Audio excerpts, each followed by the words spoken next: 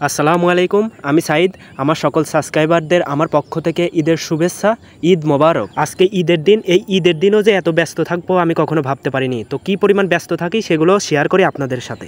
গত এক সপ্তাহ যাবৎ আমাদের এলাকায় প্রচুর পরিমাণ বৃষ্টিপাত হয়েছে। তাছাড়াও আমাদের যে দুইটা গরু ছিল কুরবানির জন্য বিক্রি করার জন্য, সেই গরু দুটো বিক্রি করতে না পারার কারণে আমাদের পরিবার চিন্তায় রয়েছে। কারণ আমাদের এলাকায় হাটে কুরবানির গরুর দাম একদম কম থাকায় আমাদের গরু দুটো ন্যায্য মূল্য বিক্রি করতে পারতেছিলাম না। আর এসব চিন্তার কারণে আমরা যে মাঠে ধান পাট বুনেছি, এসব জমিতে অতিরিক্ত বৃষ্টিপাতের কারণে অগাছা ঘাস জন্মে গেছে। আমরা ঠিকমতো পরিচর্যা করতে পারি, তাই বাধ্য হয়ে আমরা ঈদের দিন সকালে ঘুম থেকে উঠে নামাজ পড়ে ধানের জমিতে ঘাস মারা বীজ দিতে চলে যাই। আমাদের জমিগুলো আমাদের বাড়ির আশেপাশে থাকার কারণে আমি তাড়াতাড়ি করে 6 ডব বীজ দিয়ে চলে আসছি, কারণ আমাকে ঈদের নামাজে যাইতে হবে। আর এসবের কারণে আমি সকালে ঘাসও কাটতে পারি নাই, যার কারণে আমার বাবা বাড়ির পাশ থেকে ঘাস কিনে গরুকে খাওয়াইছে। তো ঈদের নামাজের জন্য আমরা বাড়ি থেকে বেরোনোর পর পথে আমরা শুনতে পাই যে মাইকে নামাজ শুরু হয়ে গেছে। এই জন্য আমরা দৌড়াইয়া নামাজে অংশগ্রহণ করছি।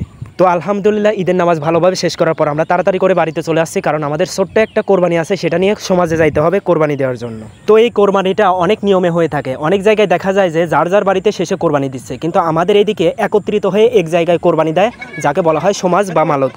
তো আমাদের কোরবানিটা ছোটো হওয়ার কারণে আমরা অতি তাড়াতাড়ি কোরবানি কাজটা সেরে বাড়িতে চলে আসছি, কারণ আমাকে আবার ঘাস কাটতে যাইতে হবে। এমনিতে সকালে ঘাস কাটি নাই, আমার বাবা ঘাস কিনে খাওয়াইছে, এখন অবশ্যই যাইতে হবে। তো অনেক ভাই আমাকে কমেন্ট করছে এই ঘাস সম্পর্কে, যে ভাই কোন জাতের ঘাস। তাদেরকে বলবো ভাই এটা হচ্ছে ঢেমা ঘাস।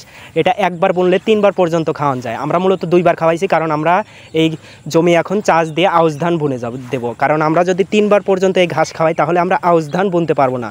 এই জন্য 2-1 বেলার মধ্যে আমাদের ঘাসও প্রায় শেষের দিক, 2-1 বেলার মধ্যে চাষ দিয়ে আউশ ধান বুনে দেবো। তো এই ঘাসগুলো কেটে এখন আমি বাড়ি থেকে গরুগুলোকে গোসল করাবো, গরুগুলোকে খাওয়াবো।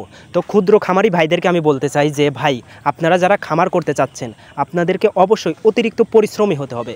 কেননা আজকে একটা ঈদের দিন, তারপরও আমি গরু ছাড়া কোথাও যাইতে পারতেছি না। কারণ খামারি হতে হলে অবশ্যই আপনার গরুর খামারের পাশেই থাকতে হবে। কোথাও দূরে মরে গিয়ে একটা দিন থাকবেন সে অবস্থা আপনার নাই। এই জন্য সবসময় খেয়াল রাখবেন, আপনি খামার করতে যখনই যাবেন তখনই আপনার পরিশ্রমের কথাটা মাথায় আনতে হবে, যে কি পরিমাণ পরিশ্রম, ওই পরিশ্রমটা আমি করতে পারবো কিনা। তো আজকের ভিডিও এতটুকুই। ভিডিওটি যদি ভালো লাগে অবশ্যই আমার চ্যানেলের পাশে থাকবেন। আসসালামু আলাইকুম, ঈদ মোবারক।